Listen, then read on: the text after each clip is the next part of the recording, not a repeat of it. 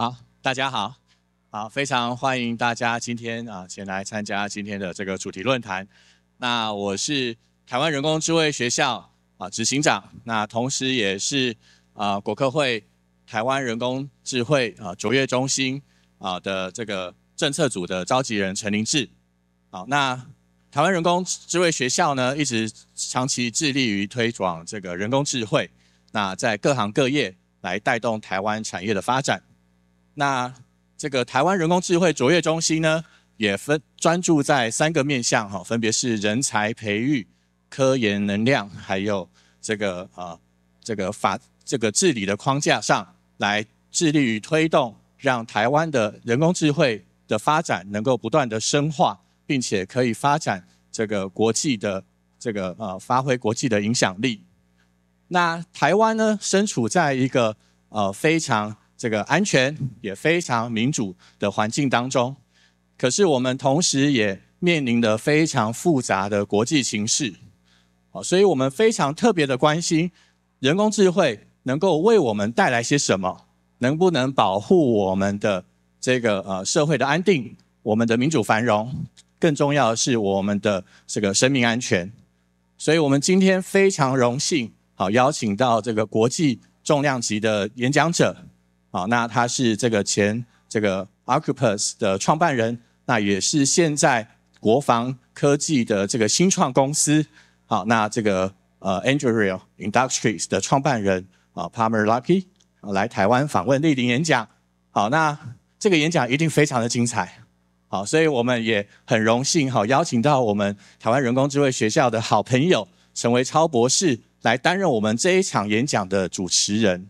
我想大家应该都已经迫不及待了所以我把这个麦克风就交给我们的陈维超博士。好，那谢谢大家。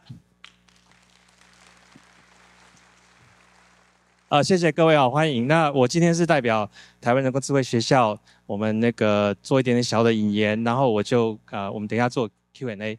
Okay, so I'm going to switch to English. So welcome, and the ground rule here. Do you have the schedule today? Can we show that? Okay, so basically we're going to be, Palmer is going to give maybe about 30 minutes of talk today, and then we will be opening to Q&A. And in order to be efficient with the Q&A, please use the Slido here to post your questions. So for the first part of the Q&A, about 15 to 20 minutes, we're going to take questions from the board, from the Q&A, so it'll be offline, right? And after we cover most of the questions, we will open a few live questions here. And as you can see, there's a lot of, how do you say that, commotion, but this is democracy, this is Taiwan. And I've spoken with Palmer, okay? We carry these events with sincere heart and with sincerity and with respect. And we do welcome Palmer here, but we do actually want to address these concerns. So that's why he's graciously willing to open to live questions. So without further ado, Mr. Luckey.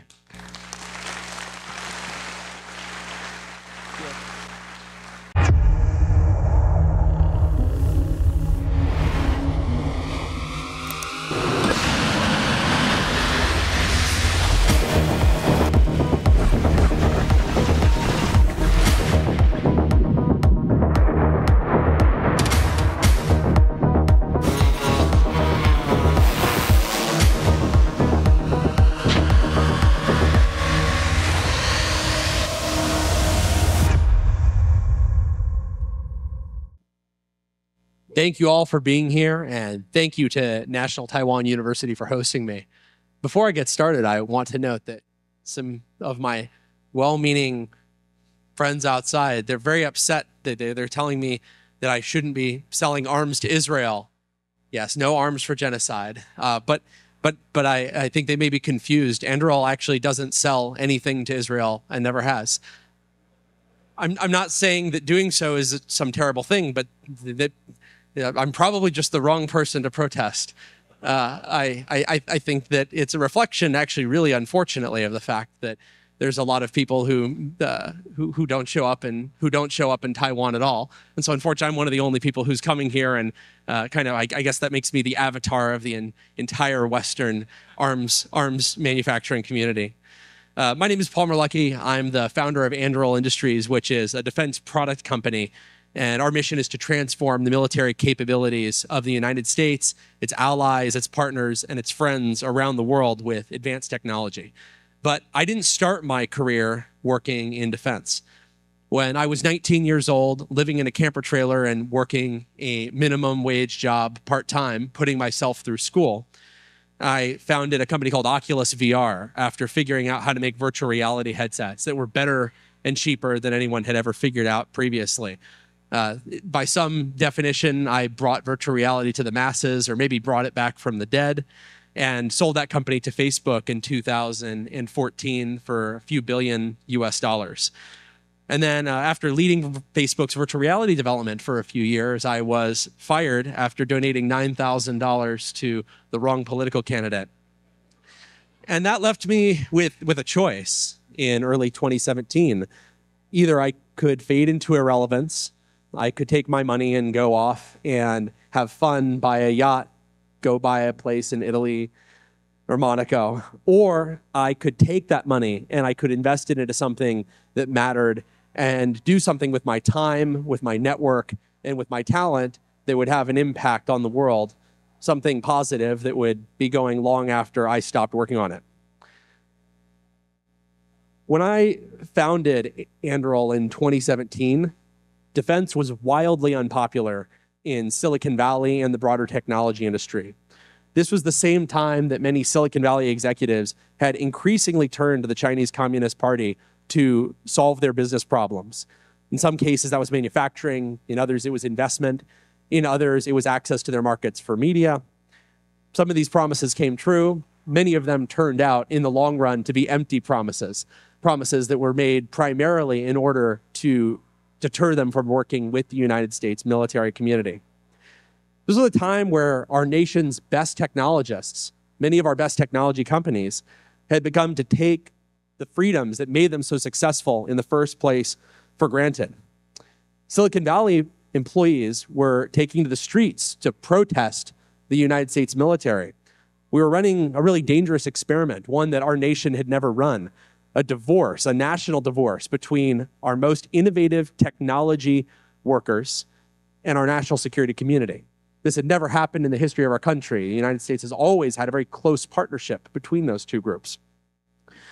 Meanwhile, it became increasingly obvious that the freedoms that made this possible in the first place were coming under threat from countries that had studied the American ways of war and designed fighting forces that were specifically optimized to counter our legacy weapon systems, to counter our way of fighting, to counter the way of fighting that we had trained so many of our partners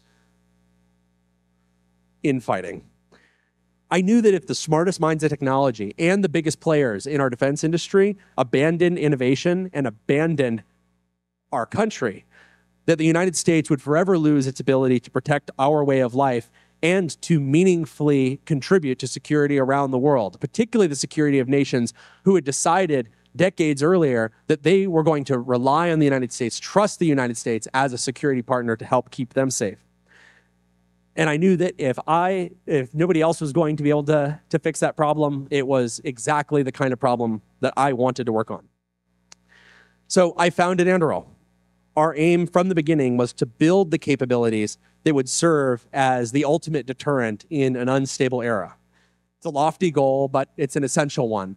And it's one that somebody has to do, whether or not it's popular, whether or not the media likes that you're doing it, whether or not they call you the worst person in Silicon Valley or the most controversial company in tech. The thing that sets Anduril apart from a lot of other defense companies that have existed for a long time, I think, is the fact that we see ourselves not as a defense contractor. So not doing work on a contract basis where we are paid to do work by taxpayers, but instead seeing ourselves as a defense product company. That means that we use our own money to build products. We decide what to build, when it's done, and how to build it. And then we go to our customers not with a PowerPoint presentation, but with working technology, working products that we've developed most of the time using our own money. We're not asking taxpayers to foot the bill when we trip and fall. We skin our knees instead. The result of that is that we've quickly moved to move faster at lower costs than traditional defense contractors, fundamentally because we're incentivized to build things efficiently, because we're incentivized to reduce our part counts. We're incentivized to have the smallest possible factory make the largest number of things, and we're incentivized to reuse technologies we developed in the past rather than rebuilding them from scratch every time we make a new product. The goal with Anduril that comes from these incentives is straightforward. We're going to move fast, build what works, and get it into the hands of the people who need it. That approach was really untested in national security at the time, or at least over the last few decades. But in recent years, we've seen how crucial speed and adaptability to real-world conditions are on real battlefields. Just a few weeks after the shooting started in Ukraine in 2022, I personally went to the front lines to help train Ukrainian soldiers in how to use Anduril technology that we donated to that war effort less than 2 weeks into the war. What I saw was remarkable. Ukraine was wielding technology in a devastating fashion against their enemy in ways that nobody had expected. In doing so, they upended decades of conventional wisdom in how wars are fought and won, including conventional wisdom from my country, the United States, who had believed that they would have no will to fight, no ability to fight, and certainly no ability to withstand Russia. Their record in battle speaks for itself. First-person view quadcopters costing just a few $1,000s each, and Ukraine has carpeted airstrips thousands of miles into Russia with explosives. This and so many other examples have proven that even up against an overwhelmingly powerful adversary that unfortunately to this day is still funded in large part by the European Union's need for Russian natural gas, it really demonstrates that battlefield dominance can best be achieved through creation of advanced technology that's responsive to real-world situations. The result of these innovations is that Ukraine's defenses have persisted for more than 3 years. Again, up against an enemy that everyone, including the United States, thought would score an overwhelming victory in just a few weeks. Putin himself thought that this special operation would be done in just a few days. I'm going to go off script for a moment and note that something I saw when I was in Ukraine, when we were being shown people who had come in from Russia thinking that they were going to be there for a very short period of time. Some of these Russians who had their tanks blown up, who had their helicopters crash, they were found with their work bags having just 2 or 3 days of clothes in them, just enough food and clothes for a few days. There was a Ka-52 attack helicopter that was crashed outside of an Antonov aircraft airfield. And in the guy's flight bag, he had 2 days of clothes, a dress uniform for the parade he thought there was going to be for the victory, and about 50 condoms. And these guys thought that it was they thought this was going to be a 3-day fight, and that was all they were going to need. They were going to need 3 days of clothes and 50 condoms. I don't need to recount the rest of the war or the things that I saw there to this audience, but I do think that there's a few lessons that we should take seriously from the course of these events. The fact that Vladimir Putin has been forced to trade the equivalent in casualties of one of the largest Russian cities to capture less than 20% of Ukraine's territory. The first is that dictators often mean what they say. It isn't empty words, and we should believe them when they speak. Vladimir Putin's an ex-KGB agent who spent the last 20 years talking publicly and privately about how the great historical tragedy of his life is the fall of the old Soviet Union that he must now rebuild. We should have paid more attention and taken that more seriously. The second lesson is that superior weapons and weapons technology are often the only thing that can prevent war in the first place. A stockpile of decades-old munitions collecting cobwebs in a depot, as in Ukraine, is not enough to keep a competent enemy from acting. Modern militaries increasingly need the implements of modern war, artificial intelligence to track threats and attack assets, autonomous systems that rely on the same, precision targeting to attack from hundreds of miles away, air defense that can withstand sophisticated missile salvos and jamming attacks. None of these things are technologies that can be developed overnight.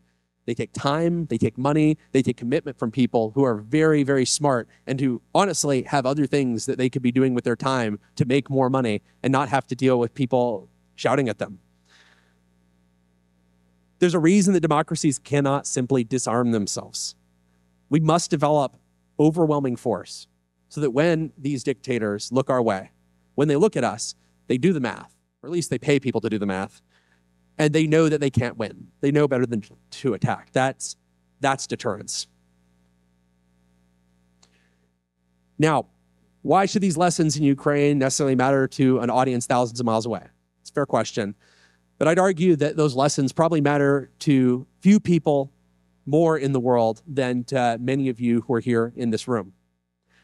Last year, former President Tsai noted that both Taiwan and Ukraine are the front lines of defense against authoritarian expansion, not just this country specifically, but the idea that dictators can move on democracies and have the world stand and watch. Others have been blunter. What's happening in Ukraine could just as easily, if not easier, happen in the Pacific tomorrow. It's worth reapplying those two lessons for Taiwan's continued future. First, we, as I said earlier, must believe dictators when they speak. Luckily for us, Xi Jinping speaks a lot. Here are just a few of the things that he said in the last decade or so. The Chinese military should be built to fight. Reunification with Taiwan is inevitable. There will be a great struggle with the West. My personal favorite is Chinese state media saying that if Japan sends a single warship to aid Taiwan, that they will destroy Tokyo with nuclear weapons. It's really interesting that people would say things like this and then come after companies like Anduril with sanctions, saying that we are contributing to aggressive instability. All we're doing is trying to help by providing tools of defense to a democratic nation that wants to keep minding their own business. But apparently nuking Tokyo is not the same. These quotations represent Xi's genuine beliefs. I don't think it's just saber rattling. There's life's ambition. They're his way of saying that he's willing to take Taiwan by force and that he's building a military that is strong enough in the specific ways that it needs to be strong to do it. He wants a Chinese century and a Chinese millennium, and he's determined to recognize those imperial ambitions by any means necessary. He thinks that that will be his legacy, the one that persists long beyond his time on this planet. We can reapply our second lesson to the situation Taiwan now faces, that real high-tech deterrence is necessary to stop these sorts of aims. Xi Jinping's words are one matter, but we must also consider what he's actually done to put them into action. China's built the largest navy in the world, by far. It's not even close. A recent unclassified assessment from U.S. Defense Intelligence suggests that Beijing will build thousands more boosted hypersonic missiles and cruise missiles in less than a decade. Xi is kicking his shipbuilding into high gear by making even his commercial shipyards increasingly compliant for military requirements for future use, along with requiring actually many of the ships coming out of those commercial shipyards to be usable for military applications, whether you're talking about the comm systems, the electrical systems, even the deck plate pressures that makes them capable of carrying militarily relevant platforms. This year has also seen by far the largest number of incursions and training exercises in by China into Taiwanese airspace by Chinese fighter jets. Late last year, China practiced war drills off of Taiwan's coast in an exercise called, perhaps on the nose, Joint Sword. What good is a sword if you don't swing it? Forget the arsenal of democracy that won World War II. Xi Jinping is building a war machine for world communism. So what does this mean? Taiwan is on the verge of a techno-industrial renaissance in national defense, one that's built on top of its techno-industrial renaissance in consumer electronics, in industrial electronics, one that's made Taiwan the envy of the world. The people, technology, capital, and government support are already here in ways that are uniquely here for Taiwan. I have to say the strategies that I'm talking about in terms of building large-scale smart weapons and artificial intelligence based on high-end semiconductors, these are not things that I would, for example, encourage Italy to do. I'm not saying that because I have any beef with the Italians, but we all know that they're not going to be building high-end semiconductors anytime soon. President Lai has said that defending Taiwan isn't solely the military's job. It reflects the will of the entire population. It must, and he's right. Taiwan doesn't just need great commercial technology. It needs hard power built and sustained by robotics technicians, welders, software programmers, engineers, and everything else that you need to build a strong national industrial defense ecosystem. And it needs them more or less now, ideally a year or two ago or a decade ago. But now is pretty good too. I can't promise this work will always be fun or easy. In fact, I can promise otherwise. Working on weapons, national security, is honestly a corrosive job. I've worked on entertainment. I've worked on games. I've worked on effectively high-tech toys for the first half of my career. The second half of my career, I've worked on things where the stakes are much higher. When things go wrong, people die. When things go right, people die. Sometimes that's good, but it is not a thing for the faint of heart. But I do think that doing a good job is fulfilling here. I think that there's no moral high ground in abdicating that work to be done by people who are less ethical or less competent or maybe less reticent to do the work. If you really believe in the idea of a sovereign nation, if you believe that it's something that needs to be defended, it's something that you should want to work on. And I think that that is really Taiwan's secret weapon here. It's people who understand that the freedom to choose your future and apply your skills to keep this country safe are what will keep you safe in the long run. A defense renaissance needs the best and brightest from every discipline, and each of you has a vital role to play. The choice of how to contribute is yours. The choice to contribute is hopefully one that you'll make regardless. So as I close, I want you to consider a scenario. In 2029, Xi Jinping orders an invasion of Taiwan. But after years of preparation with support from allies and partners who believe in Taiwan's autonomy, Taiwan is ready. Thousands of AI-powered drones powered by Taiwan semiconductors spring towards the incoming Chinese fleet. Autonomous submarines, systems, and surface craft emerge to protect the island. Mass-produced missiles crowd the skies, stopping incursions by fighter jets and unmanned systems alike. The day is won. The military of the Chinese Communist Party has spent decades to develop for this singular purpose to invade, occupy, and integrate Taiwan is destroyed for at least a generation. And the so-called Chinese dream of Xi Jinping is dead with it. And he won't be around that much longer. He's pretty old. Better yet, think of another scenario, the one that I really hope that we can jointly create. Xi asks his top generals to analyze what an invasion of Taiwan would look like. This is something that is done regularly, continuously, not just in an annual basis, but on a monthly basis. Well, this time they run the numbers and they report back to him. A new result has emerged, different from their previous war games. Taiwan wins decisively. Now, he might not believe this the first time. He might purge all of his military leadership who say otherwise and install a new round of it.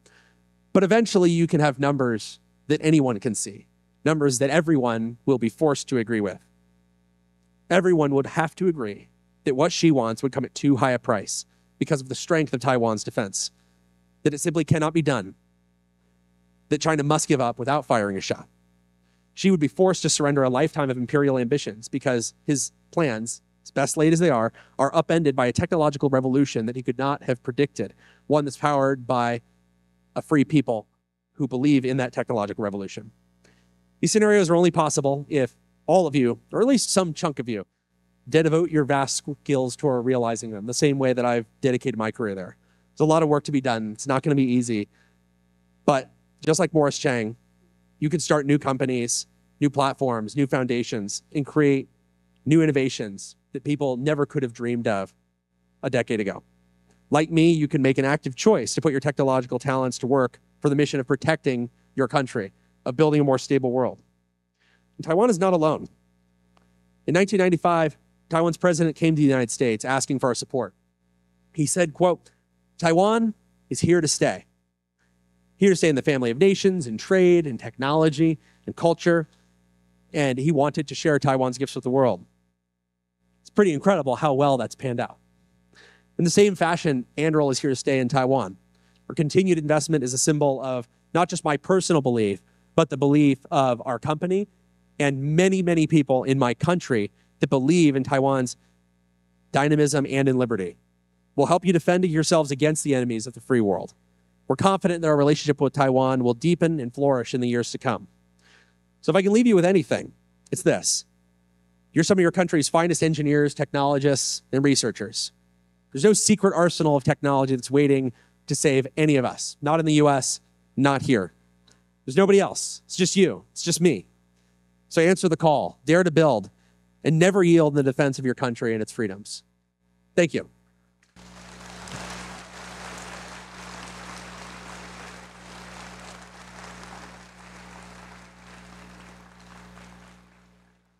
I want to give you a little gift. So for people who know, people often know I wear a lot of Hawaiian shirts. Just so you know, a quick story. A lot of people think I chose it because I'm a fashionista or something. It's not that. It's that my dad was a car salesman my whole life. So my mom was a stay-at-home mom. My dad was a car salesman. And when he would work 6 days a week, he would wear a suit.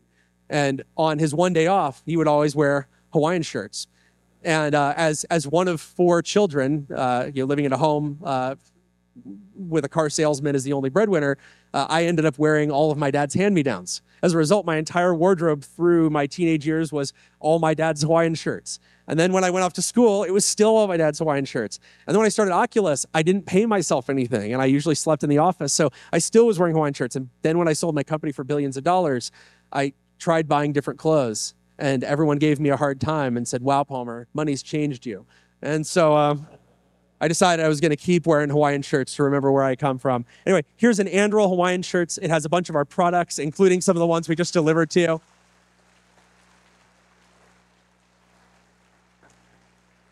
And I look forward to Q&A with the broader audience. I said when we were waiting in the green room, I hope we can get some of the protesters in to ask questions. I got to give them some credit. Whatever they believe, they really believe it. It might not be quite right. They might be misled, but they really believe in whatever it is they believe. You're not going to show off your muscles?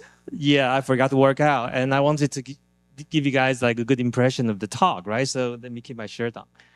All right. So thanks for the talk, and thanks for the encouraging words. There are about 80 questions posted online. And oh my goodness! Yeah, right, so we're going to be here all night, right? So let's just go through. Well, the good news is I've got an extra hour between the end of this and my dinner with the VP. So maybe I can eat into that a little bit. But 80 questions is going to be tough. Let's be efficient with our time. Yeah, let's do it according to the clock. And if the guys outside want to play, then we can deal with it later, right? So let me go through them a little bit. So I try to paraphrase your questions because a lot of them start with like, "My name's Harry. Can I get a job in your company?" So I'm just going to bundle them together. Eric, you can get a job at our company. Just apply. Right. So technology. So this is mostly from National Taiwan University. Some of you are students, and some of you probably passed the age already. I'm sorry. Yeah. But as a student, what do you think would be useful to learn and to study as a graduate or undergrad student for defense industry? So at least speaking for Anduril, the thing that I like to see in engineers that we hire, the thing that I like to see is people who build things because they want to build them.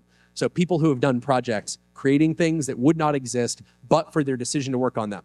That doesn't include, for example, school projects that your class or teacher made you do. It doesn't include things that you were required to do as part of your job. We do look at those things. We don't ignore all of your professional accomplishments. But the thing I'm most excited about are the things where you said, my job isn't paying me to do this. I don't get a grade for this, but I am just so insane that I'm going to take my time and make some time to make something exist. Whether it's something like, a new way of cooking things, or a crazy custom car that you've built, or some interesting AI project. So I guess what should you study? Anduril's hiring all kinds of things. We need lots of different people. We hire people on the design side, on the user interface research side, on the AI side, doing computer vision models, doing mechanical design, aerodynamic design. There's no one thing I could pick, but in general, people who want to make things are my favorite. And then what happens is I bring them to my company and I pay them to make things that wouldn't exist if they weren't working on them. And because they're coming in with that attitude, they tend to be better workers than people who are just saying, "Oh, well, I do whatever I'm paid to do, and that's all I get done in life." All right, good makers then. Whatever you study, just be good with your practical skills. I see a question from Jerry. He says, I see you have openings in Taiwan. Are you planning Are you planning to build a to open Taiwanese engineering team? Yeah. And are you trying to scale using the ODM model we have in Taiwan? Right. What's the play here? So I think either we've already announced or we're announcing tomorrow. It's all the same. So we have opened an office in Taiwan, and we are staffing that up with local engineering talent. We've done this successfully as a company several times in other countries. We did this, for example, in Australia on a submarine program that we did with the Australian Navy, and that went from about 1 person to about 400 people in 2 years. So I think it's going to grow pretty fast. In terms of the ODM model, we actually already have a lot of components and parts that are built in Taiwan for programs that we have in the United States. I've been a pretty strong voice in the United States politically for making sure that we have a tight synergy between Taiwan and the US on building arms and arms technologies. But we actually already are working with a few of the contract manufacturers here on basically natively manufactured versions of things that we already do. So for example, some of our munitions, some of our aircraft platforms, we've actually already gotten in at least one full quote that we've spent a lot of time with that particular ODM going over. And I'll be candid, it actually came out as just barely more expensive than the US made one, but we're gonna beat on it and we're gonna get it down to a lower price. But I guess the short version here is I want to take advantage of Taiwanese talent that would otherwise be working on consumer electronics or automotive or high-end semiconductors, put them to work on these national security problems, just like Anduril typically does. And I also want to work with a lot of these more commercially oriented contract manufacturers, because the same things that make you great at building a phone or a camera or an automobile or a laptop or a game console, whatever it is, they may not be the same skills you need to build old school weapon systems like artillery, but it's exactly the same skills you need to build large scale autonomous munitions and attack drones and sensors. It's incredible how these two things have become so close that you could have the same people in the same building with many of the same manufacturing lines seamlessly move from one to the other, and that's pretty cool. Yeah, great. So then we basically elaborate on the supply side, right? So we talked about development, talent, and maybe we'll talk about a little bit on supply chain. So can you describe a little bit how your working model is with Taiwanese companies? Is there any special requirements in terms of the parts that are needed for military applications and things like that? No, there definitely are. And Anduril has been very, very creative about getting around some of these rules. And creative, huh? Creative. Look, it's not illegal to be creative. There's a distinction in the United States. There's tax evasion and tax avoidance. When you're paying your taxes, and there's tax avoidance is doing the things that you can do that are completely legal and within the realm of the law to minimize your tax burden. Tax evasion is when you do that in an illegal way. Similarly, there's things that we can do to work with Taiwan where we can be efficient working within the law, and there are other things that we could do that would break the law, particularly U.S. laws around export of certain arms technologies or of exporting weapons without approval. We very much are more in the rule avoidance side of things, not the rule evasion side of things. Keep elaborating on this, though? Sure. I mean, I'll give a concrete example. All right. Okay. If you don't mind, yeah. So for example, and I could give a lot of different ones. It's not just one trick. There's dozens of tricks, just like taxes.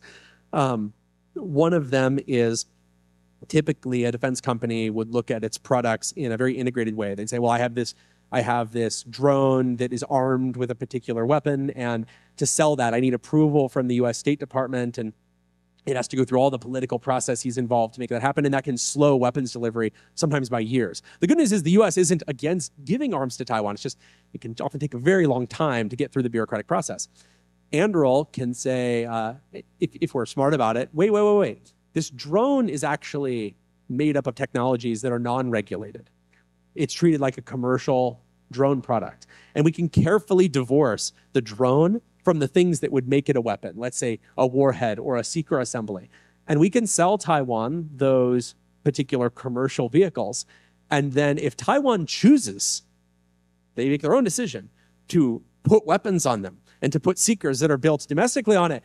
Well, that's no different than someone buying a DJI drone from Best Buy and putting explosives on it. And I think we've done this in other countries as well, where like when we were working with Australia, we were able to move much more quickly by taking one of our robotic submarines and shipping a version over to them that the military was able to equip with their military sensors and military payloads and to begin immediately using while we waited for the approvals on the other stuff. And so I think you'll see very, very similar dynamics occur here, where we're going to be very, very smart about moving as fast as possible.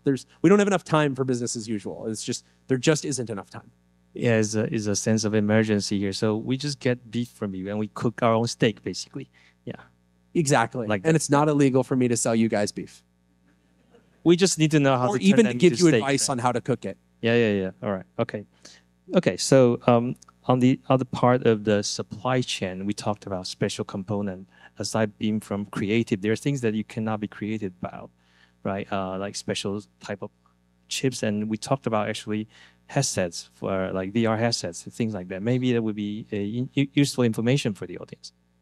Yeah. You mean like things that are made here that are not made elsewhere, or well, things or the that other way are around? More sort of not traditional consumer electronic devices that we need to be prepared of in terms of supply chain. I see. Yeah, HTC was our strongest competitor when I was back at Oculus. We launched the Oculus Rift at almost the same time as the HTC Vive. And it was always a very friendly rivalry. Remember that it was a whole bunch of people in each of these companies. Same thing with Sony on their PlayStation VR team. We were all a bunch of crazy VR nerds. And so we were the weirdos against the whole world. And so we all got along quite well, even as we competed with each other savagely. And actually, I was fired in early 2017. And then it was 6 months later that I was giving a talk at HTC's booth at the Tokyo Game Show. And so I always had a good relationship with them. In terms of specialized components, one of the difficulties right now is that a lot of Taiwan's consumer electronics supply chain is quite dependent on mainland China. And there's a lot of things that just can't actually keep being made. And that's true even for things that are made in Taiwan, but maybe using chemicals or minerals or critical feedstock from mainland China. And it's going to be very important for the weapons side of things to build supply chains that are as divorced from that as possible. It needs to be entirely native to Taiwan. And you look at Ukraine, what's interesting about their supply chain and supply lines in general is that they've been able to keep them open even after the war started.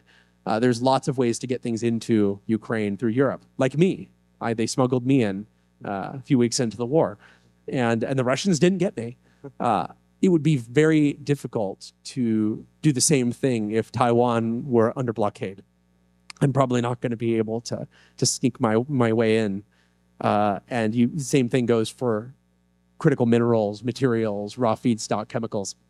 And so that's kind of the one limitation, I think, of relying on the consumer electronics industry in Taiwan for defense is that so much of the supply chain is built up on the same threat that you have. I will say this is not unique to Taiwan. It's some people they say this is crazy. How could you have this strange dynamic? But you look at Europe, it's the same way. Europe is lecturing the United States and our politicians on how we're not doing enough for Ukraine. Meanwhile, the European Union bought more natural gas from Russia last quarter, Q1 2025, than any quarter ever in history. And they've spent more on Russian oil and gas in the last year than their total war contribution since the war started. And there's often these very strange entanglements between foes in the modern globalized world, and we need to stay ahead of that. Yeah, so we need to thread the needle carefully, right? So do you have any sort of advice in terms of like playbook on how to set up a, democracy-friendly supply chain? Is there any good examples you can give? Because I talked to a lot of these companies that they all want to actually help or maybe get into the business, but there's always concern that someone's cousin is in China, and they may not be, totally safe about that. No, Look, that's true. Yeah. The key is you need to be hyper aggressive about this. And the people that you need to put in charge of measuring success have to be radical ideological fanatics rather than just normal people out to do their job.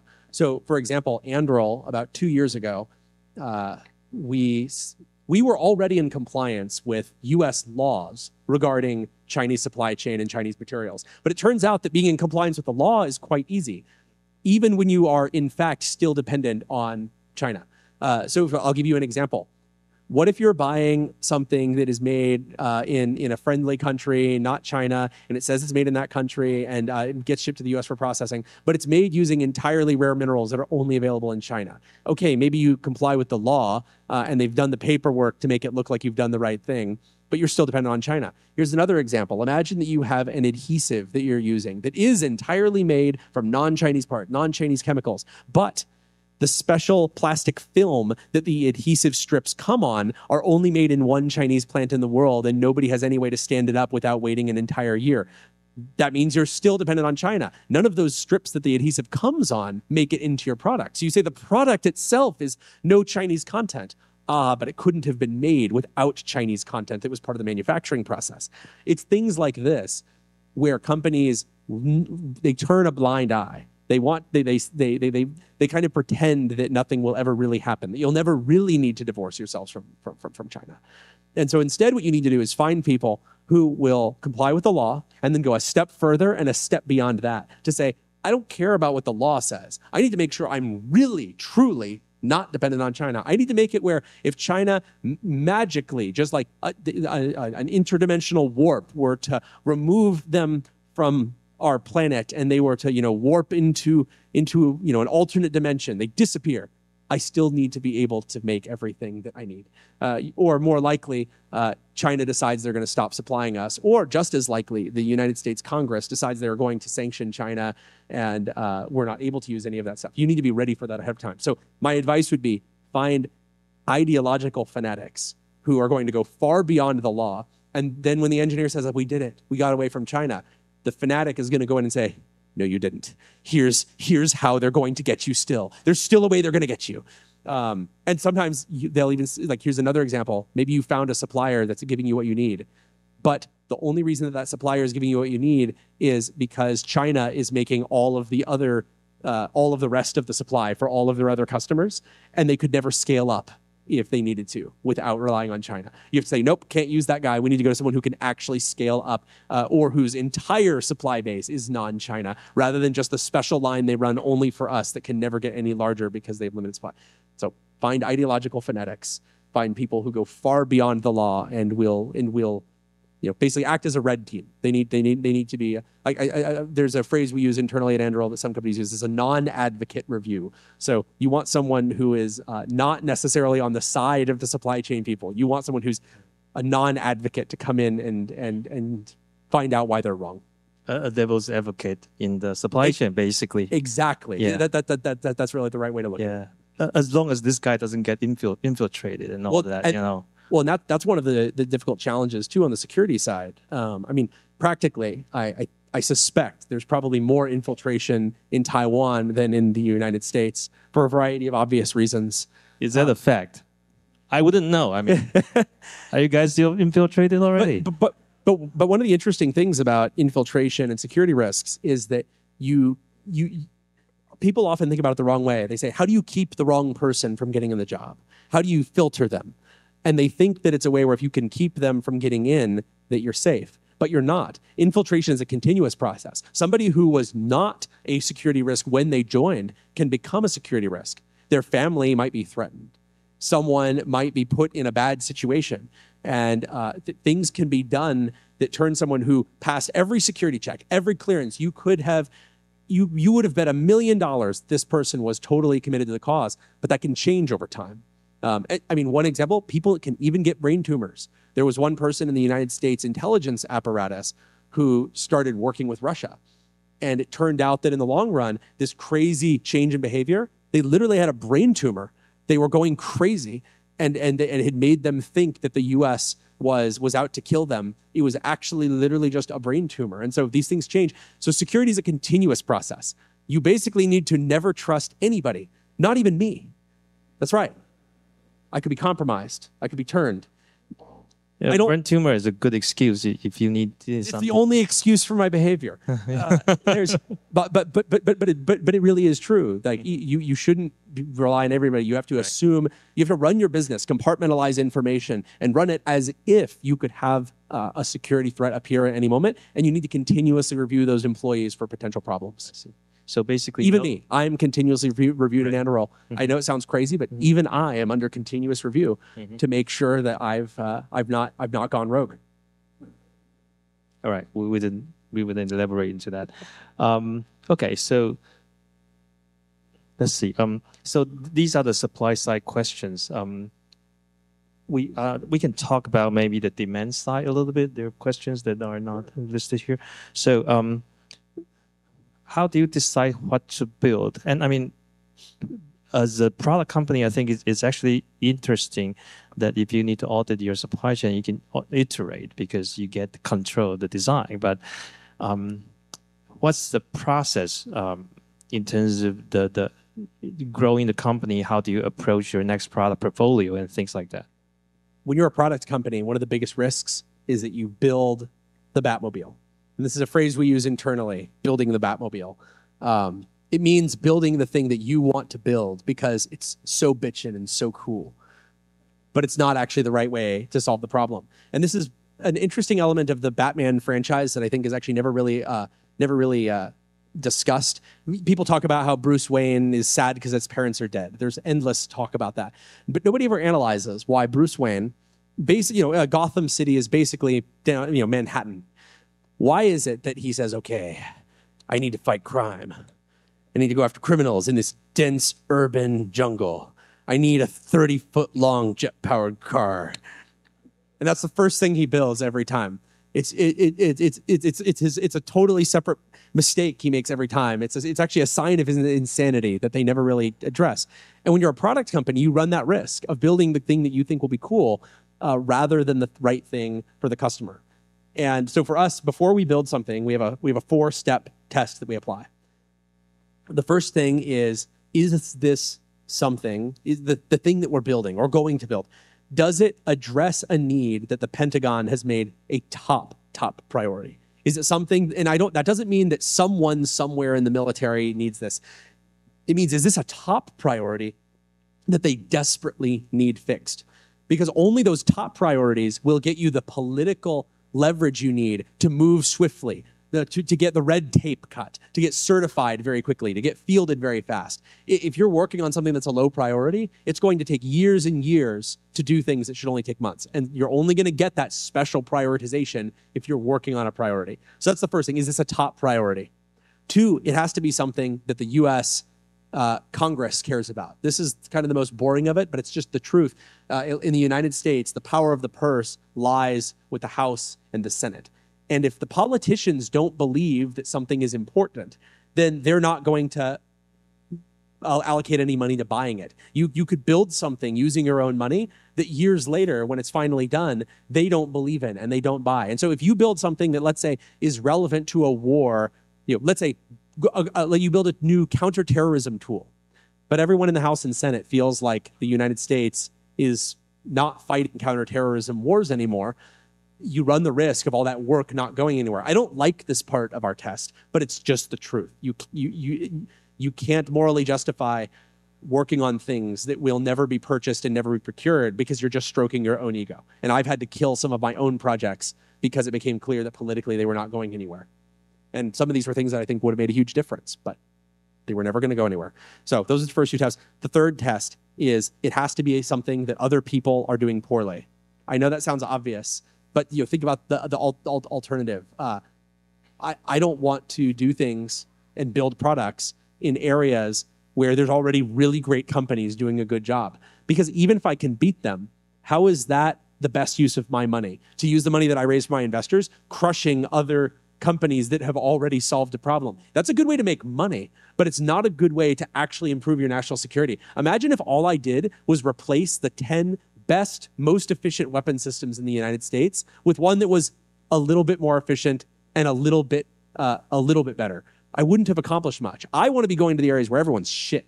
I want to find the worst products, the worst companies, the companies that deserve to die. And then I want to kick them into a pit and replace them. And I can feel good about that. When I'm running a team of engineers, I don't want them to wake up every day saying, oh, another day where we're going to replace that other company we compete with that's actually pretty great. I want them to wake up and say, we are up against practically the devil himself. We're up against people who wake up every day with no mission but to screw U.S. taxpayers. We're going to put them out of business. We're going to kill those guys. And that killer instinct on the development side it is motivating to people. And then the last of the test is so something Pentagon cares about, Congress cares about, other people are doing a bad job. Is it something Anduril can do well? I know that sounds obvious. Why would a company build things that it can't do well? It's really more of a call to do things at the right time.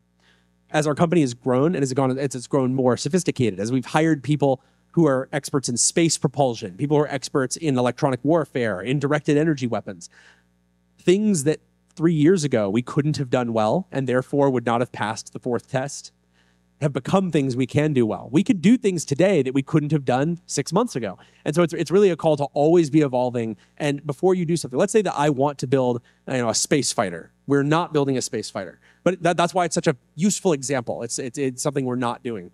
If I were to build a space fighter, I need to ask this question. Could we do it well? No. Well, what am I missing? Well, I probably need people who are maybe experts in high delta V throttleable rocket propulsion. I need people who are experts in composite materials that can handle re-entry at orbital velocities. I don't have those people. I haven't made it a priority because I'm not building a space fighter.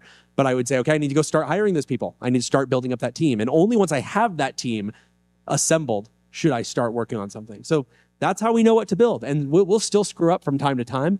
Sometimes Congress cares less than we thought. Sometimes it turns out that what was a priority is not a priority. Sometimes a company comes along and releases something new that's better than what we were working on. And then you have to be hyper aggressive about cutting your losses and moving on. There's been times where we've worked on something, even some of my favorite programs, that we've had to kill it. And you have to be absolutely cutthroat about this. And you need to slit the throat of projects that are not working, because every person working on a project that isn't working is someone who could be working on something that matters. And if the government's just paying your bills, like if I'm a traditional defense contractor and the government's paying us to work on it, I'm not going to be cutthroat about that. I'm not going to go to the government and say, hey, I don't think this makes sense anymore. This program, we should just kill it. They're going to keep getting paid. And when you're a product company, you have to be very aggressive. I see. Batmobiles are bitching. Batmobiles are bitching. And look, I get it. And one of our first products, I won't go into the long story, but one of our first products was the Anduril Sentry tank. It was a tracked firefighting vehicle the size of a tank. It could carry several tons of fire retardant, and it could be used to protect critical infrastructure from wildfires or artificial fires. So you did build a Batmobile, actually. We built the Bat. Okay. We started talking about building the Batmobile after this program, and it made it far. We built 2 fully working prototypes. We had a whole team working on it. We were on the cover of Popular Mechanics. If you go back and look at the, October 2018 issue, we're on the front, and it says, "The future of firefighting." And I really believed that it was. And then it turns out there were some technical problems, but it actually was mostly political problems. There were really, really strong unions that didn't want robots to automate their jobs. And then the governor was told that if they funded this and procured it, that politically the union was going to oppose him in the upcoming election. Sometimes these things are purely political. And I could have predicted this. In fact, there were people who told us it was going to be a problem. But back then I was more naive and more optimistic. I was only 24. And so I was a young man of 24, and I said, no, if you build it, they will come. There's no way they would, when they see the power of the Anduril Sentry tank, they'll do the right thing. And I was wrong. You're mature, you're now 30. It was a total failure. And we have 2 prototypes that sit underneath a tarp in a warehouse waiting for the world to change. Still cool though. Yeah, so in the interest of time, my moderated question, I'm going to give you the last question, and then we're going to open a few questions to the audience, right? All right, so the elephant in the room, right? Ethics about AI weaponry. Is it more ethical or less ethical with AI control? Do you have this Oppenheimer complex where you build something that kills people? Is there any way for our students here to reconcile the fact that they're building something great if it kills people? Is there something you want to address here? My view is that defense is an area where you cannot afford ethically to not use the best tools available to you. If I am going to cook a meal, it's okay if I use a microwave instead of an oven, even though the instructions say not to. It's okay if I use bad ingredients. It's okay if I don't do a particularly good job. When I'm getting the oil changed on my car, it's good to have a good mechanic do it, but an inferior mechanic is okay. That's fine. The worst that will happen is they'll strip the threads on my oil change plug, and I have to get it rethreaded and a new brass insert put in. Matters of life and death are not like that. If you have people who are working on something who are not the very best people using the very best technology, you'll have people who die needlessly. And so the way that I look at this is not an AI-specific problem. It's really about technology in general. Should you apply the best technology? Should you be as precise as possible? Should you kill as few people as needed to achieve the result? There's been this push, including in the United Nations, with these catchphrases that sound really, really good, like robots should never kill people, or an algorithm should never pull the trigger. And and on a human level, I empathize with that. But then you look at what actually happens if you abide by those types of proposed rules. It becomes illegal for a landmine to tell the difference between a school bus full of children and a Russian tank. Where's the moral high ground in making a weapon that can't make that determination? They say, well, but Palmer, it might not be perfect every time. No weapon is, and war is hell, and that's why we need to stay out of it and hopefully deter them. But it isn't a question of will it make the right decision every time. It's a decision of will it make things better. If it makes the right decision 999 times out of 1,000, that's still a lot better than a dumb weapon. Because the choice we have isn't between AI weapons and no weapons, right? Not in the world we live in. In the world we live in, threat of lethal force is sometimes the only credible backstop to other levers like diplomacy. They only work if that threat of violence is there and it's credible. And so it's not a matter of choosing between smart weapons and no weapons. It's a matter of choosing between smart weapons and dumb weapons. And in that case, I will take every time people who are very smart, very ethically involved, building these things the best way they can. Like I think I've been rambling for a little while now, but when people come up to me and say, Palmer, how can you justify AI weapons? I say, well, look, we've had weapons that try to discriminate on targets without direct human intervention for a very long time. What do you think pit traps are? What do you think that, we're talking about thousands of years. I would argue autonomous weapons, meaning weapons that are designed and engineered by people to affect a certain engineering outcome and choose between types of targets. They've existed for thousands of years. People made pit traps where people walk across safely and then a horse falls through. They do this so they can capture the more valuable officers who have more valuable targets. We've done other things that are the opposite. People have done poison spike traps where horses can walk over unaided and then people in thin enough shoes end up getting poison that ends up killing them. The point that I would make to people is if you care about these things, you have kind of two options. One is to work on them yourselves. If you really care about these issues, I think you should work on them. If you care about weapons being precise and not killing civilians, you should apply your talents to making that the same, because you only have one other option: to let other people do it. People who don't care as much as you, people who are not as corroded by the idea of misuse of weapons. And I will admit, the weapons industry historically has been filled with people who don't lose sleep over weapons, over people who do not necessarily care about these ethics. That was one of the reasons I felt so strongly about getting involved. I felt like I'm working on weapons is not always fun, but if you really care about the ethics of it, you have to be involved. Otherwise, your real choice is just that you're abdicating responsibility to people who are some combination of less competent and less ethical and less likely to build the things that you want to build. That's the way that I look at it. Well, to do it right, you got to do it yourself, right? Okay. Right. So that's unless you're incompetent, and then none of what I said applies. If you're incompetent, stay far away from weapons. You should change oil or or work in a restaurant. I wouldn't know. That's the problem. Okay, so let's open the questions in the following order in the interest of time. Let's open questions from students, like people who want to get a job here. And any questions for Palmer? Oh, they suddenly. Okay, one over there. Do we? Okay. Okay, hi Palmer. I'm Mark. I'm co-founder of Modify AI. So we are building something kind of new to the AI world today. And how do you find the conviction that you have believed that we are building something from 0 to 1 or something that never exists before, that market don't even recognize this as a product? How do you believe that as an entrepreneur and an inventor to continue to convince your team and your community to go forward? Well, That's a good question. Yeah. It's not a student, but anyways. But yeah.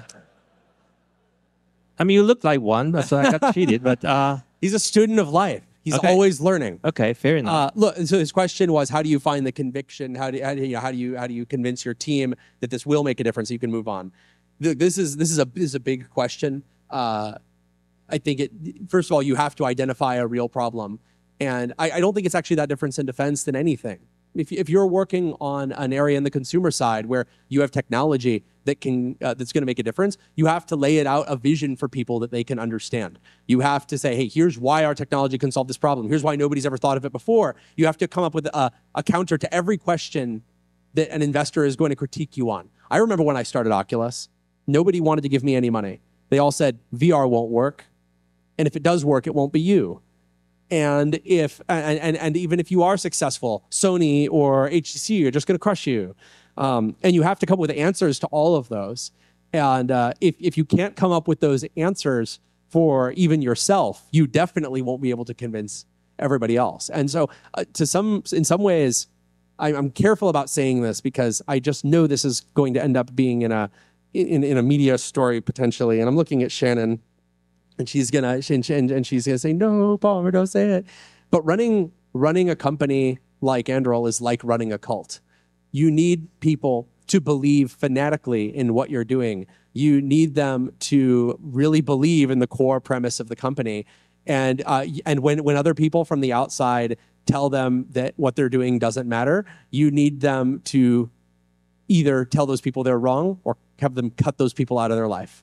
And but I think this has been true for so many companies. I'm not advocating that this is how you run a company. I'm saying that the companies that succeed are the ones that have worked this way. And I think that it's been true even for companies like NVIDIA. I mean, people have said so many times that what they're doing is crazy, that it's not going to work. You should have seen the pressure that they got during the early crypto days. Oh my God, what is Jensen thinking, working on this nonsense crypto scam stuff? And what happened? They worked on it and it became the foundation for exactly what they needed to dominate the AI race. And it's just, without that strong conviction, you'll never get anywhere. Yeah, so Sharon, don't worry. There are 10 ways to translate cult into Chinese. So we can find you a friendly term to do that. Second question to... And just so you know, I'm going to start moving faster with questions because I want to get to more questions rather than necessarily go deep. So if it seems like I'm treating you lightly, that's why. It's just about efficiency in meeting the demand. Okay, second question from the supply chain. Can we get a question from supply chain? Supply chain, right? You look like a student. Okay, all right. Okay. I'm volunteer for the company. I was the tech professionals last week. I want to share my skills and my idea of making my goods weapon in recycling. And my great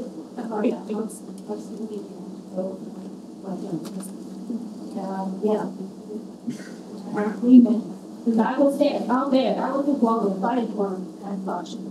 But then, it was just like that. They're in our life talking.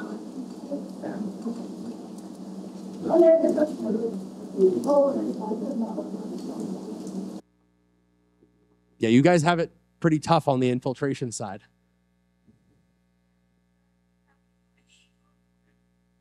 Do you want to answer the question? Like light portable weapon system for. Well, it sounds like she has an idea for it. So Right. Maybe you do want to do a pitch later. How about this? Best thing for you to do is get in touch because given how infiltrated everything is, probably we shouldn't give them all of your good ideas. Yeah. Sure. So Meta is teaming with you, Luckey as our solution, right? But actually Meta is a pure component of our partner because Meta is always siding with. So our boundary of information is best with our gender communication. That's when we're about to reach the threshold of our space. And Meta certainly, I think it was from Mark Zuckerberg who started with advertising model. So suddenly, the only clean practice was they become lockdowns. So can you talk to them? So look, Last year, $18 billion from China.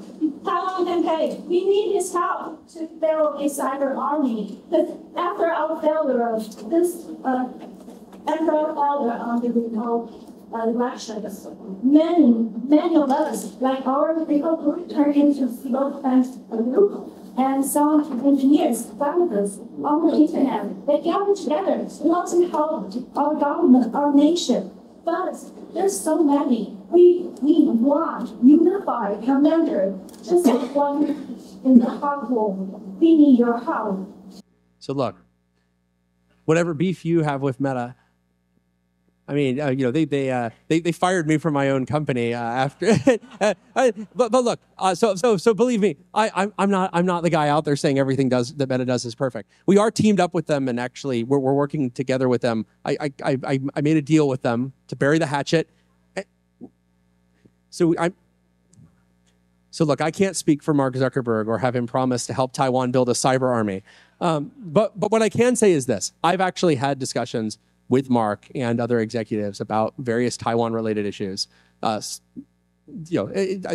there's more than just the one that you're bringing up. I will say, like the introduction of kind of paid placement on Threads, I promise you, it was not done to hurt Taiwan or the elections. These decisions are made.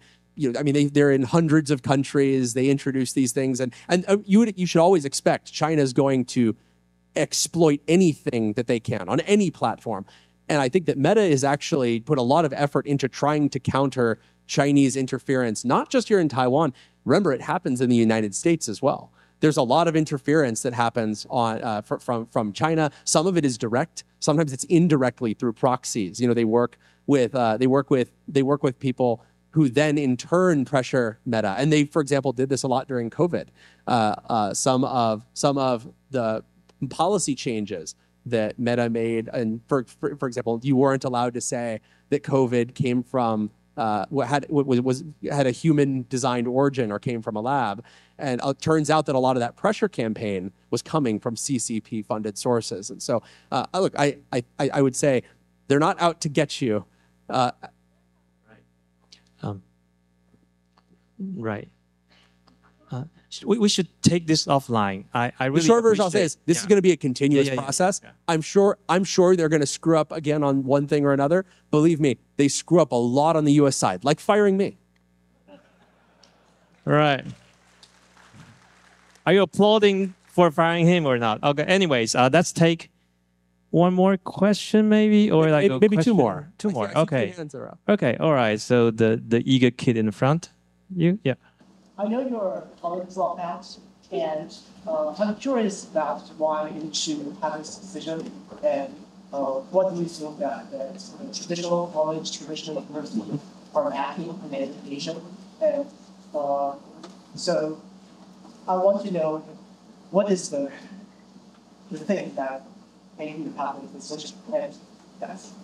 Very reasonable question. I have no beef with college. I did drop out, but it was after 3 years of attending college. So I started going to college when I was 15, almost 16, and then I dropped out when I was 19. I actually had one semester and summer school left, and then I would have had all my units. And for people who say, wait, isn't there an extra year in there? Yes, I failed some courses along the way.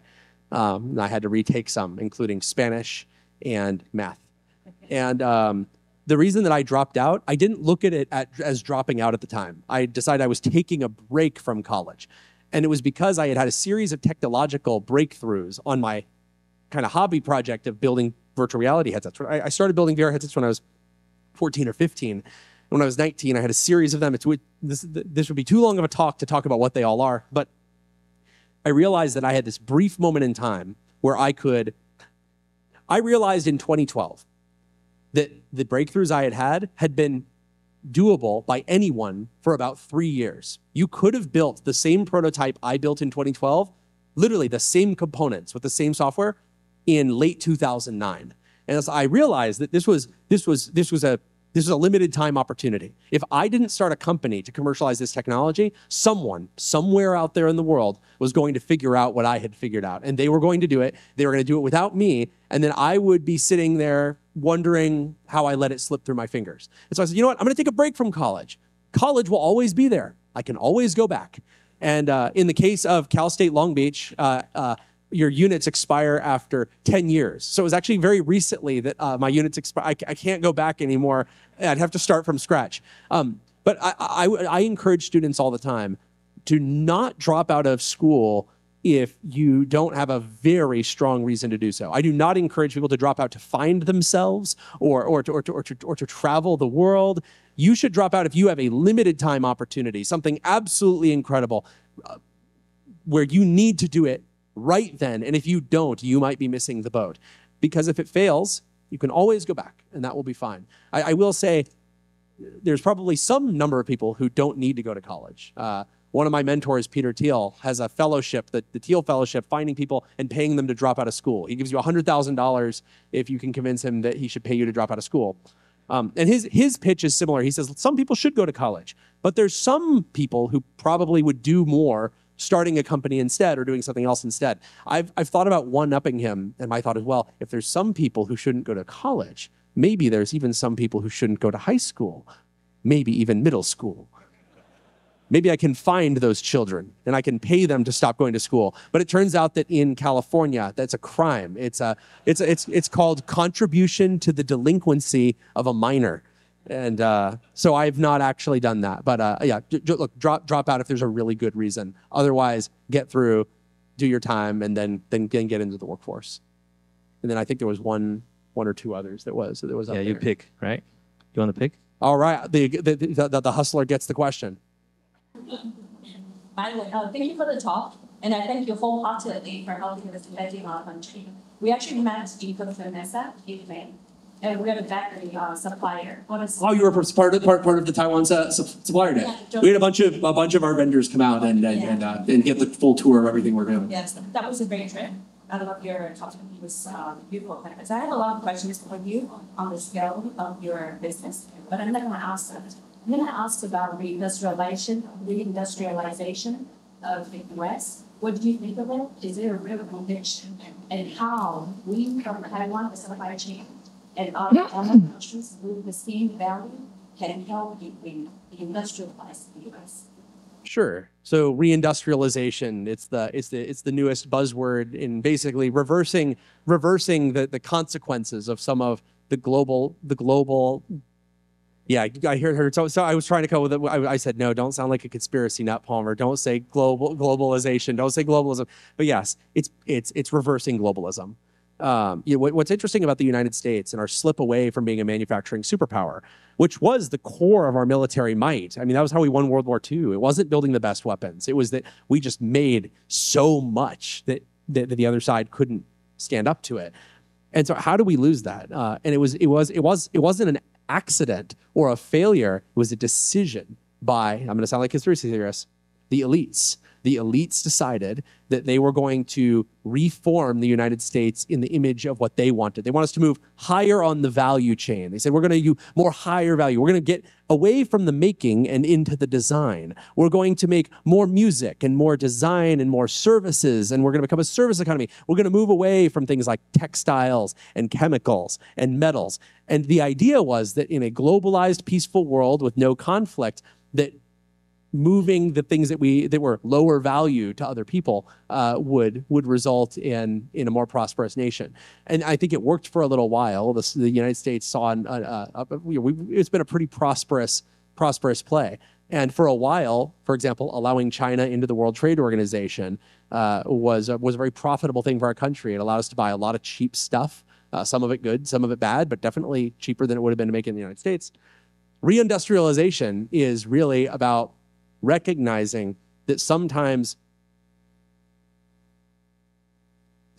your own destiny doesn't have a value that can be measured in dollars. The ability to make the things that you need to maintain your quality of life is important if you want to have any leverage against adversaries who have that. If you rely on your strongest geopolitical adversary for all the things that make the American way of life possible, and if divorcing yourself from them would radically lower quality of life for everyone in your country, how are you ever going to negotiate with them? How are you ever going to hold them to account? How can we negotiate on behalf of friends like Taiwan when we know that there will be serious pain if the other side decides to inflict it on us? So reindustrialization, a lot of it it's about making a new decision to bring back these critically important things, not because it's cheaper, not because it is necessarily necessary economically, but because as a country you need these things in order to not just be a vassal state to the people who actually make all of the things that you need. I think it's going to be really, really difficult. I think there's a lot of people who are using reindustrialization as a buzzword to raise money, but they don't actually really care about the strategic independence. I see companies that talk about how they're about bringing back U.S. manufacturing, and then they use all Chinese machines in their factory, and they're relying on Chinese technical support teams to make all of that stuff work. And usually their excuse is, well, we're trying to get away from it. We're starting in, we live in a society. There's only so much we can do. I think it's really important that we don't let these buzzwords, whether like there's another buzzword, American dynamism. I don't know if you've heard this one either. It's this idea of building things in the spirit of American innovation. Built in America, done in America, and I love these buzzwords, whether it's reindustrialize or American dynamism, but we need to be very careful. Not just America, but a lot of the people who copy whatever's cool in America. We need to make sure that we don't let these buzzwords gloss over a lot of the real problems. We need to hold people to account. And if you say that you're about reindustrialization, you better be serious about it, or you should get called out, and people should say, wait, you're just the usual way of doing business, dressed up in a newer, more patriotic sounding way. And I'll end on this. I think that part of the national embarrassment around our lack of industrialization in the United States is actually accentuated by allies we have like Taiwan, because you guys are doing it so well. Like you're doing the stuff that we wish that we could do. I mean, even today, like I was visiting a site where there's a bunch of stuff being moved around, and I said, man, I'm looking around. There's 10 laws in the U.S. that are being broken by how what people are doing here.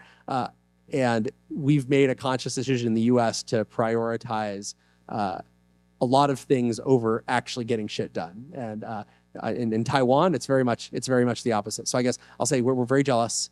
Me and all the other reindustrialization people, we are. There's a reason we like working with Taiwan. It's because you guys have not outsourced your continued existence and quality of life to everybody else. At least not as much as we have. With that, let's thank our speaker today, and that concludes the session. Thanks again. Sorry we couldn't get to everybody, but reach out to me if you want me, and I'll try to get back. Thank you. That's the end of the day. Be careful on your way out.